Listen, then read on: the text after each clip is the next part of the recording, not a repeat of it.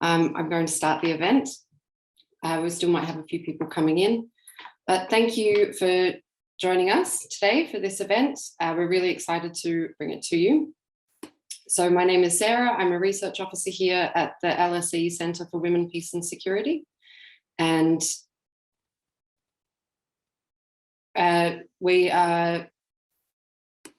this event is Intersectionality in Times of Crisis.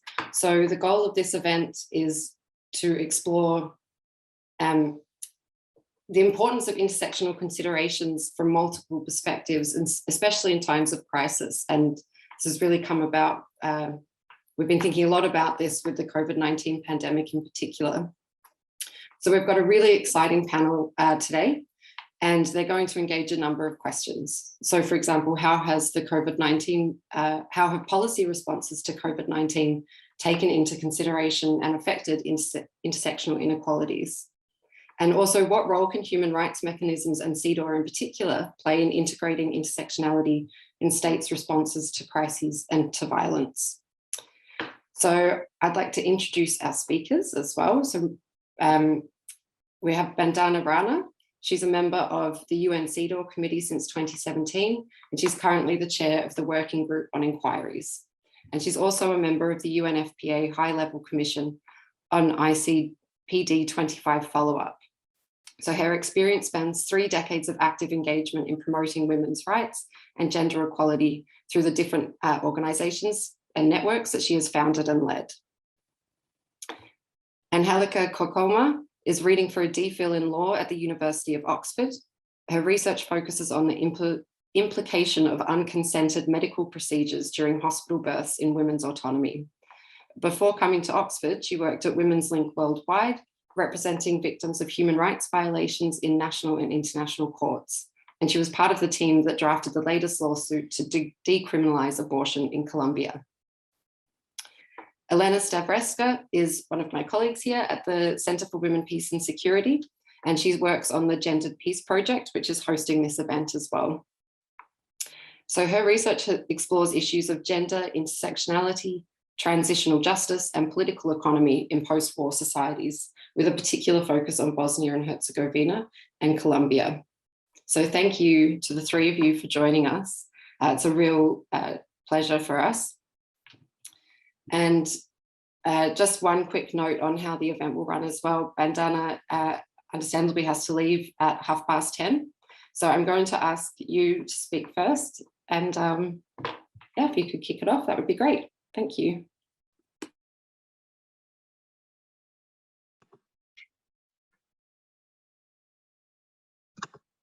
Thank you. Thank you so much. And good morning, good afternoon, good evening, everyone. Greetings from Geneva. That is where I am at the moment. And as Sarah explained, my apologies that I will have to leave at 10:30 because I'm attending a meeting on women, peace and security here in Geneva. My intervention will focus mainly on what role is CEDAW playing and can play in integrating intersectionality in states' responses to crisis and violence. CEDAW is a powerful tool to bring about legislative changes and strengthen accountability. And I can give you numerous examples as a civil society activist working in Nepal and the region about how CEDAW has been used to bring about these kinds of legislative changes and strengthen accountability before I was a CEDAW committee member as a civil society activist. Now going on how to address, how CEDAW addresses intersectionality, the conception of women in CEDAW is not based on a privileged subset of women, but encompasses all of their identities. It has encompassed and addressed the issue of intersectional discrimination, including in times of crisis, through its extensive work on the basis of general recommendations, concluding observations to state parties, as well as communications and inquiry procedures. The preamble of the convention refers to poverty, racial discrimination, colonialism, and neocolonialism. Based on this, CEDAW committee is addressing women's intersectional discrimination through an expansive approach that is based on achieving gender equality. I will share some examples of evolutionary and incremental coverage through general recommendations, as well as concluding observations. The discrimination experienced by women in relation to certain identities is protected under numerous of CEDAW's general recommendations. For example, the situation of migrant women is covered by General Recommendation 26, statelessness by General Recommendation 32, or age by GR 27. Furthermore, if women experience discrimination in relation to certain cross-cutting problems that interact with their gender and the substantive obligations in CEDAW, such as the breakdown of family relationships or violence, this is protected under GR 19 and the updated GR 19, which is GR 35. If women experience discrimination that is rooted in their sex or gender, and this intersects with other aspects of their identity or experiences and results in a denial of human rights, it is covered by both of these GRs 19 and 35. Violence during armed conflict is covered by GR 30. And here, since women, peace, security is a very passionate agenda for me, I can give you an example that Nepal had developed its National Action Plan in 2010. But the question was from the ground that without the accountability mechanism, having a national action plan alone does not strengthen the accountability or its implementation. So CEDAW in 2013 adopted the GR 30 on women, peace and security. And as a focal point of the CEDAW Committee on Women, Peace and Security, I'm happy to tell you that since its adoption, almost 40% or even more than 40% of state parties now specifically include women, peace, security in their reports as a specific agenda, which has enhanced the constructive dialogue of CEDAW with state parties in response to armed conflict, and crisis related to armed conflict as well. Another GR 32 is access to justice, and the discrimination experienced by older women is often multidimensional, and this is addressed by General Recommendation 27. In General Recommendation number 25 on temporary special measures, the CEDAW Committee observes that certain groups of women, in addition to suffering discrimination directed against them as women, may also suffer from multiple forms of discrimination based on additional grounds such as race, ethnic or religious identity, disability, age, class, caste, or other factors. In GR 28 on the state's core obligations, CEDAW covers the hierarchical relationships between women and men in the distribution of power and rights, favoring men and disadvantaging women. This acknowledges women's intersectional discrimination as the committee discusses marital status in the context of socioeconomic status. The CEDAW Committee, through General Recommendation number 29, also holds that state parties are obligated to address the sex and gender-based discriminatory aspects of various forms of family and family relationship, specifically whether they are recognized as a de facto union, registered partnership, or marriage. The state party should ensure protection of economic rights of women in those relationships. May I also share some examples of how extensively intersectionality is addressed by the committee in its concluding observations and responses to state parties. Beginning from Lithuania in 2008, where it highlighted the need to undertake comprehensive studies on the intersectional forms of discrimination, it has now advanced its position for the state parties to adopt legislation to address the challenge of intersectional discrimination, such as for Serbia in 2030.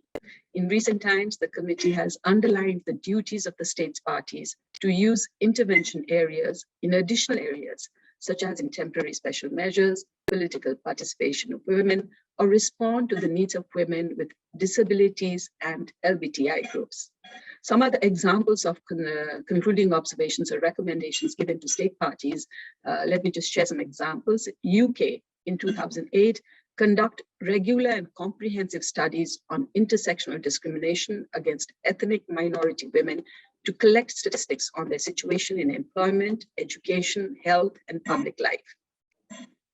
I mentioned Serbia earlier, and to Serbia in 2013 to introduce the concept of intersectional discrimination in its legislation. to adopt gender-specific measures in current and new national strategies and action plans to prevent and eliminate inequality and intersectional discrimination with regard to disadvantaged women. In Panama 2022, which is the latest, allocate budgetary resources to develop temporary special measures aimed at accelerating substantive equality and eliminating intersectional discrimination affecting Indigenous and Afro-descendant women, migrant, refugee, and asylum-seeking women, female heads of households, and women with disabilities. Ecuador 2021, it reiterated its concern about the absence of temporary special measures in the state party's public policy aimed at reducing the multiple and intersectional discrimination faced by women belonging to disadvantaged groups such as Indigenous women, migrant women, women with disabilities, and lesbian, bisexual, and transgender women and intersex persons in areas such as political participation, education, employment, and health. South Sudan 2021, it recommended that it adopt without delay legislation that includes a comprehensive definition of discrimination against women, covering all internationally recognized prohibited grounds of discrimination, encompassing direct and indirect discrimination in both the public and private spheres, as well as intersecting forms of multiple and intersectional discrimination. In the South Asia region, Maldives 2021, adopt all necessary measures, including temporary special measures, to combat the intersectional discrimination that disadvantaged groups of women encounter, such as migrant women, women with disabilities, lesbian, bisexual, and transgender women, and intersex persons, and women professing religions other than Islam. Another region, Colombia in 2019, conduct awareness-raising campaigns on the importance of the participation of women in public and political life, and continue to provide training and mentoring programs on political participation, leadership, and negotiation skills for women, in particular at the local level and with a special focus on women affected by intersectional discrimination.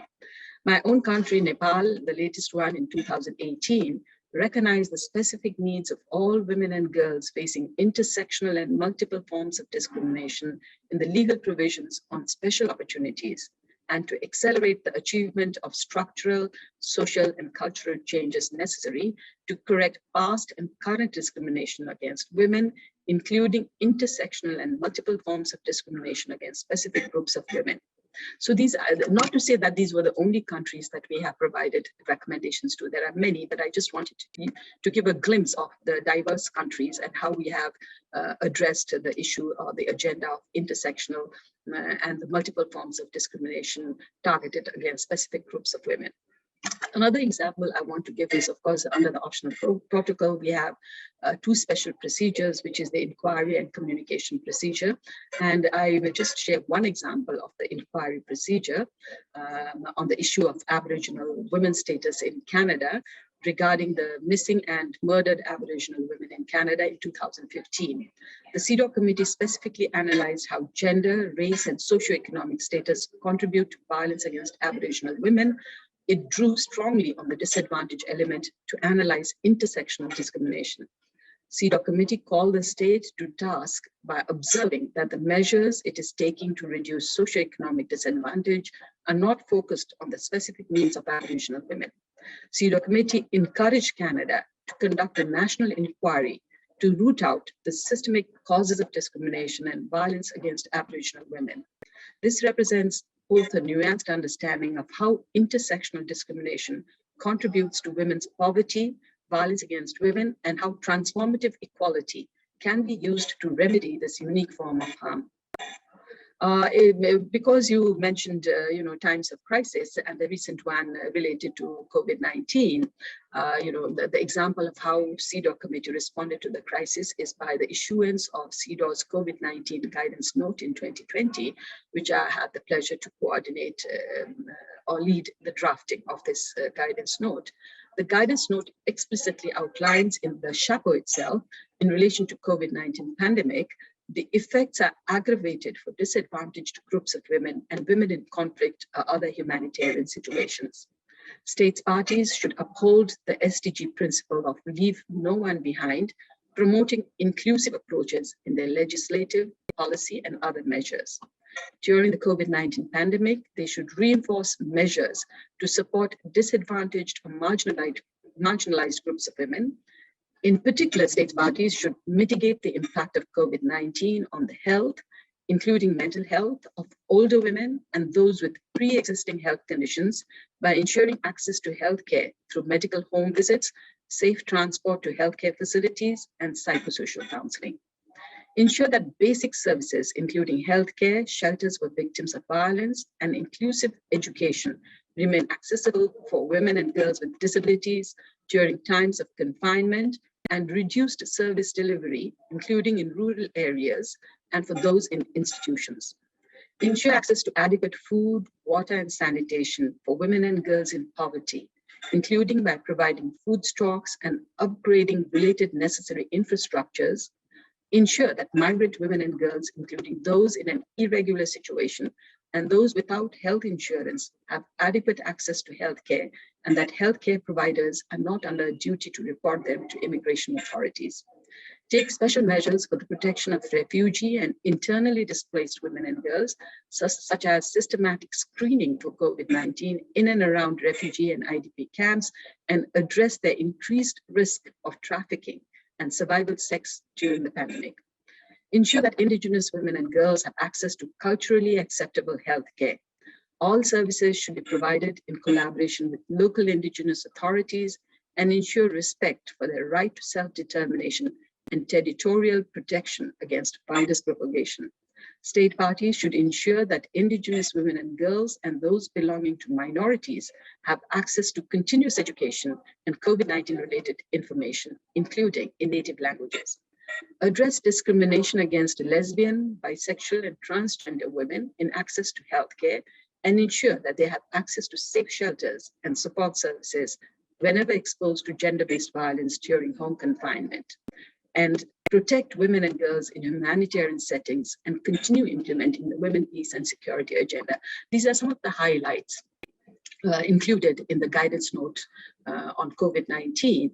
And the sessions, the CEDAW sessions that I've followed during the COVID-19 online and now in person, more or less our monitoring efforts are now geared or guided with this guidance note, and a constructive dialogue with state parties have addressed these issues of intersectionality in relation to the services provided during COVID-19. Thus, I must say that international human rights law is operating by application across the treaty bodies to combat and address intersectional inequality. And the work is only getting expanded and enriched through the use of available tools in every committee, particularly by human rights defenders and civil society who continue to strengthen advocacy and strengthen state accountability in addressing the recommendations provided by the CEDAW committee as well as other treaty bodies. So I'll stop here and thank you very much. Thank you so much. It was such a rich insight into the work of CEDAW and the way that the multiple ways it's addressing intersectionality in terms of already disadvantaged people and multiple discriminations, but also a plethora of issues as well, the various structural issues that need to be addressed. Just because you have to leave, I'm going to ask Elena and Angélica if either of you have any questions for Bandana before she goes, or if there was any point that you wanted to pick up on in particular.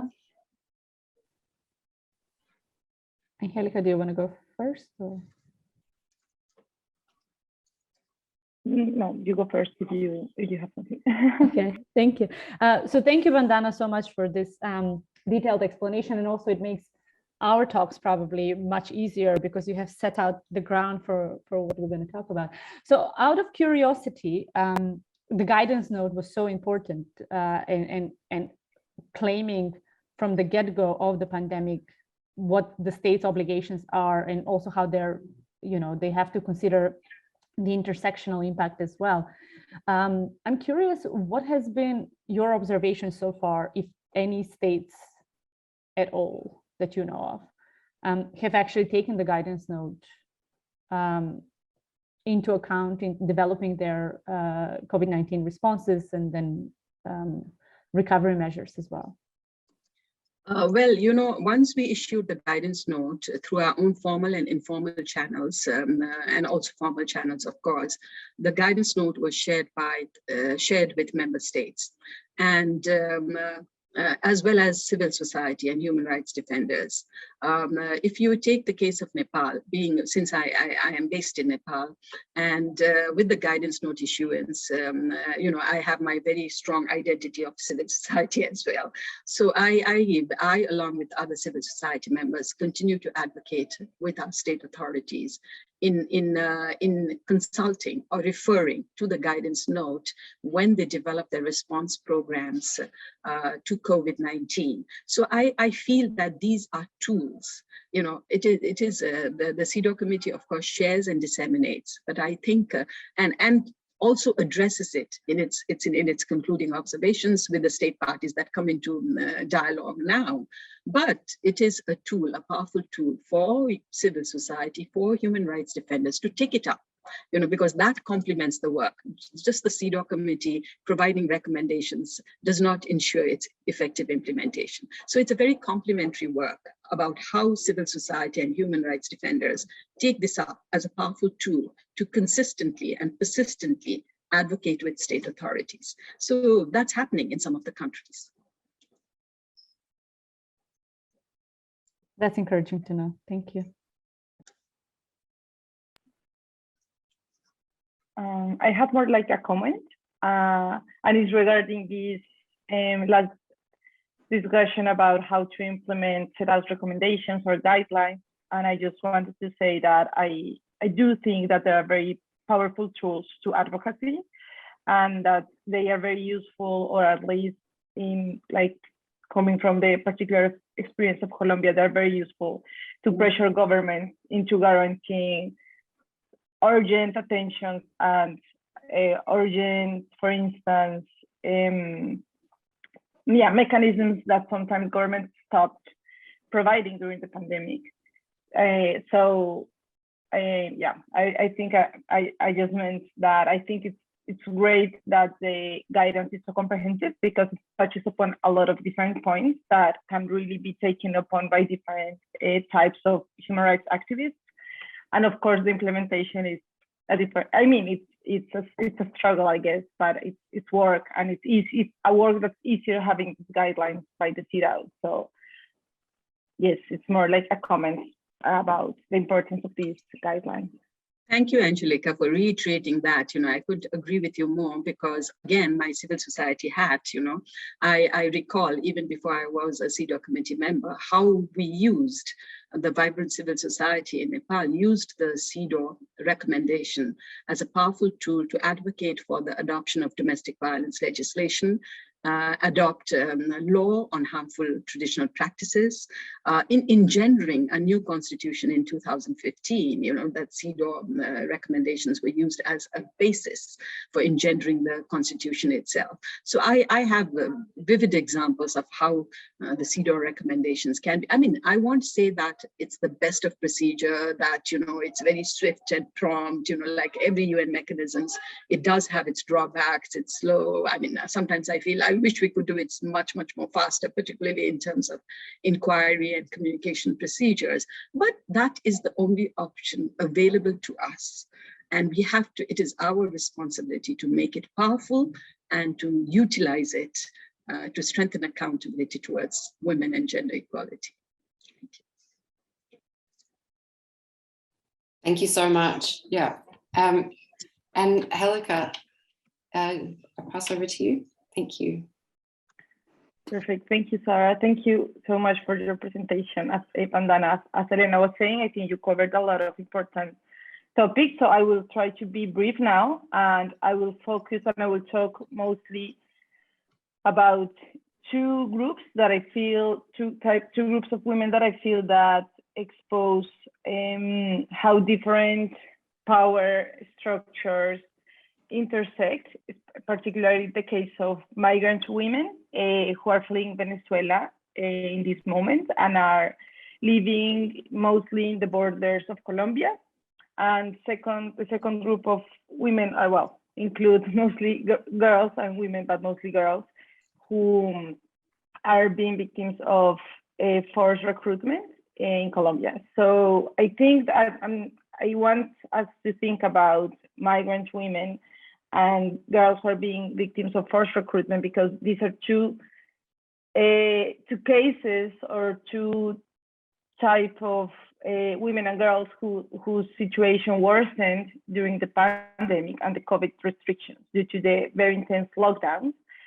So in particular, well, we know, as the CEDAW guideline notes, that during the strict lockdowns, levels of sexual abuse increased in the houses, and women weren't able to go out to seek out services, protection services, but also healthcare services. So I think that this situation was particularly bad in case of migrant women with non-regular status, because even though in Colombia, sexual violence services, which include access to a legal abortion, includes migrant women with non-regular status, in practice, due to the heavy restrictions, but also due to the government's claim that they only prioritize this COVID attention, women, especially migrant women, weren't able to get any access to abortion or to like the specific legal route that gives psychological attention and other types of attention for victims of sexual violence. And I think this is particularly relevant because in the borders of Colombia and Venezuela, there are a lot of armed groups. So we know that a lot of them face sexual violence crossing the border, particularly women who cross the border without, let's say, not through the official route. So I think it's very important to highlight this. And also, I think the pandemic showed, as the CEDAW guidelines note, that there are huge disparities, geographical disparities and healthcare disparities between rural and border areas of the country and the capital or other bigger cities. So in a sense, it's an opportunity to strengthen healthcare services in the borders and attention for victims in the borders, in the border regions, I mean. And secondly, to talk a bit about forced recruitment, which is a topic that I was able to be involved as a lawyer in Women's Link. According to the Coalition to Stop the Recruitment of Child Soldiers, the recruitment during the pandemic, during 2020, increased like 100%. It was a very, very high increase, about according to their latest report. And this was the case because schools were closed and the government relied on having access to education through digital technologies, but there are huge disparities regarding access to digital technologies in rural areas. So a lot of kids couldn't go to school and armed groups take advantage of the situation. So what they have been like, this special coalition against the recruitment of child soldiers have been asking for the state to do is to respond to the situation, not in a military sense, but implementing the peace agreement, for instance, and protecting and trying to provide more, again, educational infrastructure and opportunities also for families to be able to work, because there's a huge sector of the work economy in Colombia that's non-formal work economy. So sadly, I couldn't find data of how many of this recruitment is like girls or boys, like what's the percentage of this like gendered dimension of the recruitment, but we know that at least some of them are girls who have been recruited. I don't know what's the percentage, but we do know that for girls who are victims of forced recruitment, they face a particular risks. So, for instance, we know that some groups, not only commit like sexual violence, but also force girls to take contraceptions or forced abortion. So there's a particular risk that the government should keep in mind. And according to the latest report of HEPAS, which is an organization, a coalition of NGOs working in women and LGBT rights, who have been monitoring the implementation of the peace agreement since 2018, the peace agreement is being very slowly implemented. So there's intention to implement some of the points of the agreement, but it has been very, very slow since 2018. So, I mean, it's good that there's an intention, but since the implementation has been so slow, this has, like during the COVID, this created also negative consequences, and it's creating negative consequences. We could talk a bit more about this, but I would leave it for the Q-tip. Someone wants to talk more about the peace agreement. But for now, just to say that like some things that I wanted to highlight from what CEDAW can do or continue doing is continue how highlighting how structural, like the pandemic, like enhanced structural problems in health system in response to victims of violence which were flawed before the pandemic took place. So this could be actually an opportunity to address like a wider protection in terms of health, but also in terms of sexual violence attention services. For instance, some of the things that the CEDAW committee can continue doing is stating that states in times of crisis shouldn't debilitate or marginalize women's attention, but instead prioritize this as an urgent and necessary measure who can't be, let's say, excluded from a time of crisis, which is usually what happens. We know that usually during times of crisis, let's say like, oh no, but abortion is not that important, people are dying, and it's like, okay, this is always the narrative. So highlighting that women's rights are not negotiable and they don't stop during the pandemic. Actually, they worsen most of the time. And finally, I also highlight as a positive thing that the CEDAW mentioned that in this situation, in the pandemic, xenophobia and nationalism kind of increased, in the sense that when there was this narrative of scarcity of resources. So in a way, people start pitting against migrants because they feel that migrants will take up or more resources or whatever. And this narrative is very dangerous because if we look at geographical disparities, what this shows is that the borders have been underfunded since many years before in the case of Colombia specifically, before the migration from Venezuela started. So this could be like an opportunity for everyone to have access to better health services. And yes, I don't want to be repetitive, but it's a great advocacy tool, like the CEDAW's guidelines. And I know that these things take time, but they're very useful for civil society. So yes, I think I'm going to stop there. Thank you. Thank you so much. That was a really rich discussion, hearing more about your experience and in particular focusing on those case studies. And I can really, or the two examples of migrant women and girls being recruited. So I've already got a bunch of questions actually, so I'm looking forward to talking more with you about it. But I will pass over to Elena to speak before we move to some more questions and Q&A from the audience as well.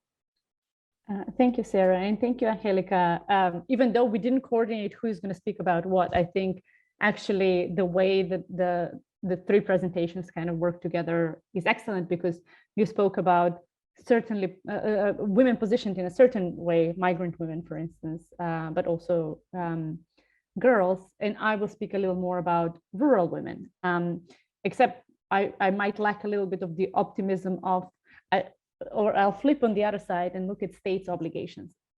So today, I will basically briefly draw on a policy report that I recently published, which is titled States' Obligations and Intersectional Considerations in the COVID-19 Response and Recovery. The report highlights the importance of states complying with their obligations under international human rights law in general in their responses to the COVID-19 pandemic and its aftermath as well, but in particular those with respect to the rights of women and girls as set out in CEDAW, which is what we've been discussing today. The report then takes a deeper look into the position of rural women specifically, which I won't go into too much detail today, but the report is available on the center's website, and we'll drop a link in the chat in a second in case anyone is interested in reading further. Now, as the most comprehensive international agreement on the human rights of women, CEDAW provides an international standard for protecting and promoting women's rights, as we know. What is important for what I will be speaking about is that CEDAW condemns the discrimination against women in all its forms, and this covers both direct, so considering the purpose of the action, and indirect, so considering the effect of an action, discrimination. In the context of COVID-19, this is important, as many of the measures that have been introduced are not directly discriminatory against women in the sense that they apply to all people, but they have differential adverse impact on women and differently positioned women, as was just mentioned. And so this brings states within the prohibition, or these measures within the prohibition of indirect discrimination. Now, as Bandana already explained, over the years, the CEDAW committee has developed its thinking on intersectionality and has elaborated on how intersectional discrimination affects women's lives in various domains. This has especially been done through the general recommendations, which must be read in conjunction with the convention. But on the point of discrimination against rural women, although people's ability to fully enjoy their rights, as we know, is often determined by their location, rurality itself is not usually, in human rights law, is not usually recognized as a ground of discrimination, nor are there specific rights protecting rural populations. The exception is CEDAW, actually, where in the convention itself, Article 14 spells out the specific responsibilities of states parties in respect to rural women. It is the only provision, actually, of the convention that is directed at an identified category of women, indicating the particularity of the struggles of rural women and their frequent legal lack of recognition and consideration in policy planning. So this is really, really important. It is equally important to stress that CEDAW does not contain a derogation clause. This means that the obligations in CEDAW continue to bind states parties in full and throughout any emergency. This includes conflict, includes the present pandemic as well. And now, as Bandana explained, I won't dwell on this too much, but at the outbreak of the pandemic, the committee issued this guidance note on CEDAW and COVID-19. And what is of importance here is that the guidance note also reminded states of their obligation to adopt targeted measures for disadvantaged groups of women to ensure de facto equality of women with men, but also between women. And as we already know, the pandemic has exposed and exacerbated existing societal fault lines, and the response and recovery plans cannot simply aim to return to the before situation or the pre-pandemic situation, because that already was not an ideal situation. So instead, in their COVID-19 responses, states parties must be aware of and address the structures of power, because the failure to actively tackle existing discrimination will, and some research already shows that it has, further deepen the inequalities that exist. So this, of course, includes rural women. Now, I want us all to take a second and think of the COVID-19 measures, whether they were preventive measures or recovery measures, because some countries now seem to be moving on to a post-pandemic world, but that's a topic in and of itself, and how problematic that is. But I want us to take a second to think of these different measures introduced in the countries where we have been during the pandemic. These include lockdowns, curfews, school closures. Angélica was already talking about some of these, movement restrictions, but also economic recovery measures and so on. Now, let's also think of who those measures were designed for, who the policymakers had in mind when crafting these measures, or perhaps I should say, whose position is usually seen as the universal, the neutral, the generalizable position. And in case we haven't already arrived at that conclusion individually, let me say that most temporary measures were crafted with urban and typically male populations in mind, and at best treated rural women, whenever that happened, as a homogeneous group. So the treatment of rural women in these measures was already rare, like the consideration was already rare, but even when they were considered, they were treated as a homogeneous group. As a result, the measures introduced disproportionately affected women. The measures that were introduced disproportionately affected different women and posed in many ways new challenges to women in rural areas. They have caused disrupted livelihoods, imposed further limitations on their access to healthcare, economic opportunities, and social services. And Angélica did mention some of these, especially in regards to rural women, migrant women in rural areas. Additionally, again, something that was mentioned, school closures and lack of accessibility or availability of care infrastructure have increased women's household responsibilities and care burden. And the overall effect has been to exacerbate pre-pandemic inequalities, as well as heightening rural women's vulnerability to gender-based violence and the denial of a host of cascading rights. Now, the report itself focuses on the adverse impact of government restrictions on 4 rights of women in rural areas, which have been guaranteed by CEDAW. And these are the right to an adequate standard of living and livelihood, the right to security of person, the right to healthcare and sexual and reproductive health services, and the right to participation in political and public life.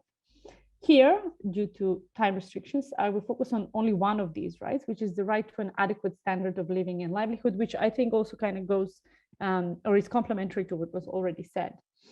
As we know, or maybe we don't know, but the agricultural and informal economy sectors constitute the primary sources of livelihood for many rural women. In fact, according to the International Labor Organization, in 2020, at the outbreak of the pandemic, women comprised over 37% of the world's rural agricultural employment. This rises to 48% for low-income countries. And then within this sector, the majority of seasonal, part-time, low-wage work is performed by women. So many rural women are particularly vulnerable in times of economic crisis or when the competition for this type of work increases. What is more, women typically do not have ownership rights over the land on which they work. So due to cultural and legal barriers, fewer than 15% of all landholders in the world are women. And data from 2014, and I admit this is a bit of an older data, I couldn't find any newer one, but data from 2014 indicates that in as many as 102 countries, women are denied the same rights to own land as men.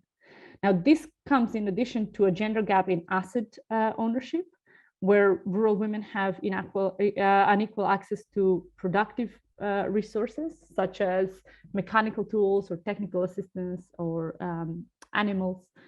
These factors contribute to rural women's difficulties, of course, to ensure adequate living conditions, livelihoods, and increases their financial, this is important, increases their financial dependence and thus also vulnerability to poverty, homelessness, food insecurity, and in some cases, of course, violence as well.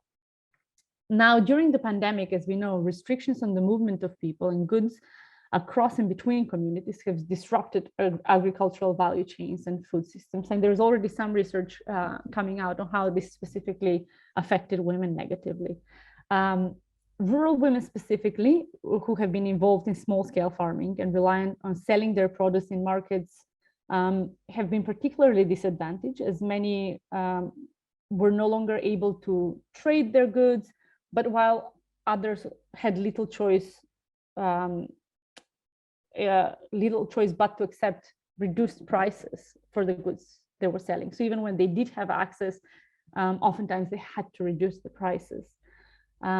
This left many rural women unable to make not just provision for the current season, but also for the following season. The existing inequalities that I was mentioning in ownership of land and assets could basically prevented rural women from using any of those as collateral And so this women's overrepresentation in low-paid seasonal and part-time agricultural jobs, and as well as in the informal sector, has meant that many have been less likely to be entitled to temporary state support schemes as well, whenever they were available, and frequently they were not, or to qualify for social protection measures, such as cash transfers introduced in response to the pandemic, because these two were also frequently tied to collateral, or to having had a stable job prior to the pandemic. Now, the return of male workers from towns to villages due to the loss of jobs in urban areas, or in some cases, the government return policies, resulted in rural women losing their jobs to men and increased their vulnerabilities as well. Then there comes the closure of care responsibilities and schools, which of course further compounds these challenges. And these additional care responsibilities, as well as the limited support infrastructure, the employer's preference for the returning male workers, and the shrinking work opportunities in the agricultural and the informal economy sectors, as a result of COVID-19 restrictions, have altogether placed rural women in a particularly vulnerable position in comparison to their urban counterparts, so urban women, as well as to rural men. Now, in wrapping up, an intersectional analysis points to states having failed to protect rural women from indirect discriminations. This is most states. This is especially evident in the time poverty and the care burden that has increased by school closures, as I said, and the lack of available and accessible childcare in rural areas. The analysis also shows that not only have state parties to CEDAW failed to fulfill their convention obligations, but they have also failed to introduce temporary special measures that, and here I quote from General Recommendations 34, to promote rural women's empowerment and ensure their economic and social independence. Even though the CEDAW Committee has reminded states of their obligation to ensure fair access to different measures, and has urged states to consider how structural inequalities can be addressed to achieve substantive equality for rural women, and ensure their human rights are respected, we have seen very little of this. The states that have considered this are, as I said, rare, and instead, what we witness is further deepening of inequalities. Instead, more often than not, the only responses and assistance that rural women have received during the pandemic have come from grassroots initiatives. So moving forward, even though the report outlines a list of recommendations for states, a long list of recommendations, in fact, here I want to highlight and kind of tying in with what Angélica and Bandana were saying, it is critical to recognize the importance of financially and logistically supporting existing grassroots self-help measures that have developed during the pandemic, but also follow the lead of women's rights grassroots organizations in further responses to the pandemic. I'll stop there for now, and we can discuss more in the Q&A. Thank you so much. Yeah, I think bringing all the three presentations together and listening to all of you and each of you in turn, as you mentioned, Elena, it's really highlighted different issues at different layers. Bandana really set the scene around the work that CEDAW is doing and the general recommendations and where intersectionality appears. And then seeing these examples from yourself and Angélica around differently placed women and also states' obligations. So we're seeing these different layers around how intersectionality in policy making can or cannot or does not work, and where there have been gaps and where people have been let down, particularly in times of crisis. So I have a couple of questions, but I'm actually going to read you one from the audience first, from Nikki, because I think it really jumps off much more closely from what you've both just been talking about. So do you think it's important or possible to capture the impact of intersectional discrimination through data that can inform policy making? So some of the statistics you have given are so stark, I'm wondering how these stats have not prompted an urgent response to this, for example, land rights. So Elena, I'll ask you first, and then Angélica as well, if you have a response. Well, my answer is I'm not sure. And I'm saying I'm not sure due to a current cynical state of mind.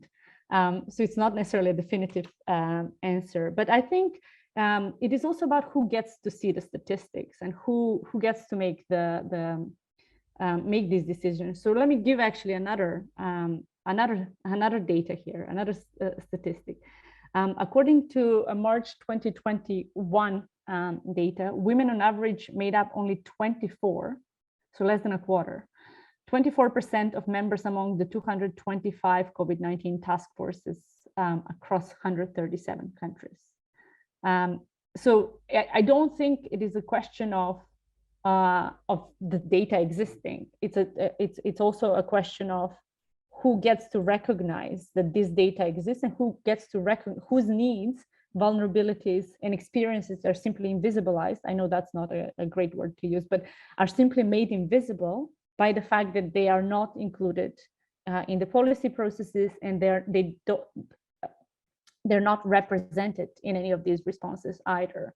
And so this is just, as I said, only one quarter have been women, and we don't have data on what kind of differently positioned women were there. I mean, it's a fair assumption that rural women, and then differently positioned, like indigenous women in rural areas, migrant women in rural areas, and so on, are even further invisible. So I think this, the reason why they haven't prompted an urgent response to all of these is that sometimes, more often than not, this data is invisible to those who, or ignored rather, by those who actually make the decisions.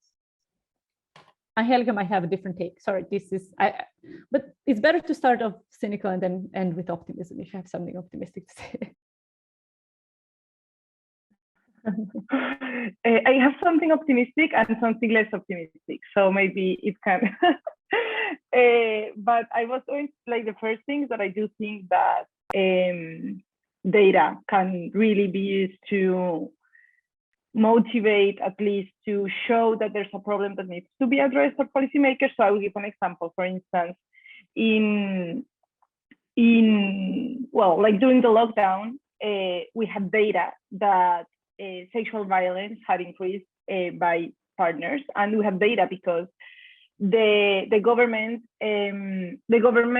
like specifically the women's secretary, let's say, from the government, created a telephone line for victims to call and denounce these situations, and they had public this information about the high levels of increase in cases was accessible for everyone.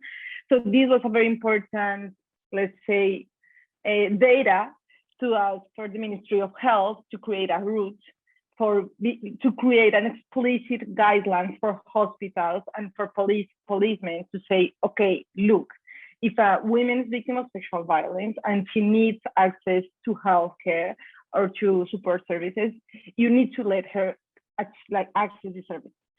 I mean, we can talk about if this in practice really change things, but let's say that you can use data to show that there's a situation that needs to be addressed, and sometimes if you are lucky, the government will, I think move towards or like accept some of your claims. But I think that, I mean, this is a situation where I think you also have to keep in mind the willingness of policymakers of wanting to having allies or having people who are willing to take on your argument. Because with migrant women, I will be much more cynical. I mean, there's a lot of documentation of sexual violence taking place in the borders, and like striking data since 2020, and still many of the responses from local governments in some of these regions, it's, oh no, but they are not Colombian, so they don't deserve to be subjects of rights, even if they are being victims of these like very striking numbers of sexual violence. And also, even if we wanted to, we don't have the infrastructure. So if we have a scarcity of resources, why should we prioritize migrant women with non-regular status instead of Colombian women?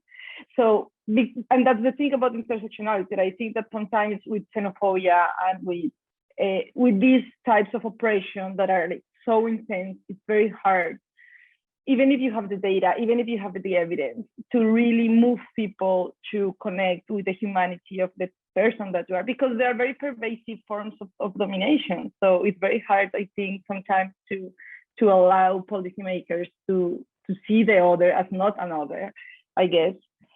So maybe it depends also in the geographical disparities and of the types of domination that we're talking about. But yeah, I guess that would be my answer. Thank you. So I did have one other quick question, and Bandana touched on this as well with the general recommendations in CEDAW.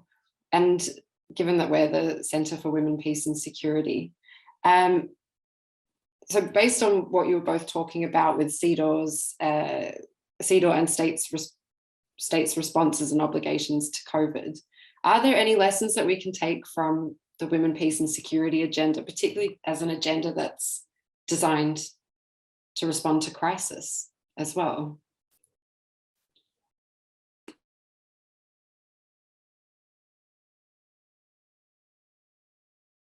I don't know if either of you would like to respond first, or if I was saying, realize that you needed. Sorry. I was saying, Angélica, do you want to go first to this one, or I mean, whatever you prefer. Sorry, I was just looking at the comments. If you want to go first, I can go after you. Okay. Well, I mean, just a quick response that actually the WPS agenda, I don't know how many states have considered the WPS agenda together with their COVID response, especially given that the agenda, the 2015 resolution 2242, recognizes the impact on peace and security that, and this is a quote, the global nature of health pandemics can have, and then the related need for increased attention to women, peace and security as a cross-cutting subject.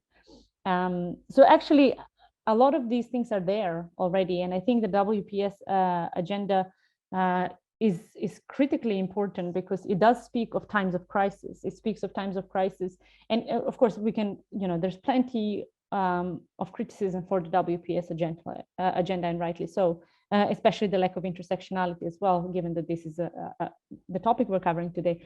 But in terms of some of the recommendations there, as far as representation is concerned, as far as prevention is concerned, certainly states would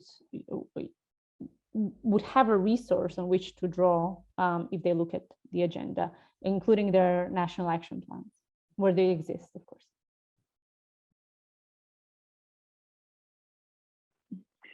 Just, I guess that regarding the Women, Peace and Security agenda, I think that at least from a personal view, we could use it more in the sense of connecting it with COVID and with this particular crisis, because I think that some people, I might be mistaken, but are not seeing so clearly the connection and how we could use like all of these comprehensive and specific measures that the Women, Peace and Security agenda has to COVID. Because yes, I think that they are now that I'm just making this connection now, and it makes a lot of sense. And actually, I think we could use it more and to explore it more, in particular in the sense of the restrictions and the COVID restrictions. And just like to address the other question that is in the chat about how to address the patriarchal nature of corrupt states. Yes, I think that exactly like this, there's a huge limit in this notion of appointing women and assuming that they will advance let's say a feminist agenda or an agenda that doesn't that takes into intersectionality. So it's hard, of course, when you have corrupt states or states who doesn't have a lot of, let's say, strong infrastructure, and also there's only some things that civil society can do, as Elena was saying. And I mean, the states have a duty that they're failing to live up to. So in the end of the day, civil society organizations can, with scarce resources, I might add, can only do certain things. but I definitely think that working in coalition and working with organization, I mean, that doesn't have to be grassroots organization, but organizations who have different types of agendas, even though this might create some difficulties, because this is what I think intersectionality is also about, making us feel uncomfortable and revising ourselves all the time. It's a way to do, like, I don't know if I would say intersectional public policy, but try to achieve a more intersectional public policy. So working with organizations that represent rural women, migrant women, women with disabilities, and taking into account how these coalitions should be working together. I think it's a way to start like weakening these patriarchal roots of state. Yes, in a more intersectional perspective, I would say. Thank you so much. We're just over time, but Elena, did you want to respond to the question in the chat at all? Or? No, I just want to agree fully with what Yeah. Angélica was saying, that of course appointing more women is not, adding women in STIR is not enough. Even adding intersectional or women with different identities is not enough. But what Angélica was explaining is probably the best way to go, not only against corrupt states, but also against the current momentum of anti-gender politics, growing anti-gender politics across the world. I'll end on that. I mean, my brand today is not very positive, so I'll end on the same kind of note. Thank you. I will wrap it up then. Thank you so much, both of you. That was so informative and such a great way to kick off the day as well. Thank you to everyone for joining us. And yeah, we hope to see you again at future events, and enjoy the rest of your days. Bye. Thank you for sharing. Thank you. Thank you. Bye. Thank you, Angélica.